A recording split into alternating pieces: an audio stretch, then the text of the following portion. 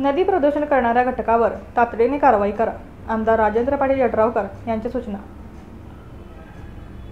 शिरोळ तालुक्यात पंचगंगा आणि वारणा नदीत रसायनयुक्त पाण्यामुळे मासे मृत्युमुखी पडत असल्याच्या समस्येची गंभीर दखल घेत आमदार राजेंद्र पाटील यड्रावकर यांनी प्रदूषण नियंत्रण मंडळाला तातडीने कारवाईचे आदेश दिले आहेत। दूषित पाणी सोडणाऱ्या उद्योगांवर कठोर पावले उचलण्याच्या सूचनाही त्यांनी अधिकाऱ्यांना दिल्या आहेत। नदीतील प्रदूषणामुळे हजारो मासे मृत झाले असून यामुळे नदीकाठच्या ग्रामस्थांच्या आरोग्यावरही गंभीर परिणाम होण्याची शक्यता निर्माण झाली आहे। दूषित पाण्यामुळे ग्रामस्थांच्या दैनंदिन जीवनावर विपरीत परिणाम होत असल्याचे निदर्शनास आले आहे।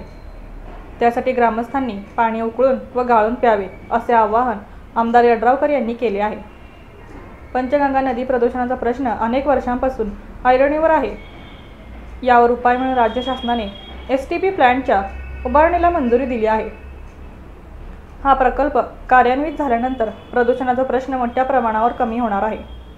सध्या नदीपात्रात रसायनयुक्त पाणी सोडल्याने जलचरांचे अस्तित्व धोक्यात आले आहे। अनेक मासे मृत्युमुखी पडल्यामुळे गंभीर स्थिती निर्माण होत आहे। दूषित पाणी केवळ पर्यावरणावर नाही तर मानवी आरोग्यावरही घातक परिणाम करू शकते।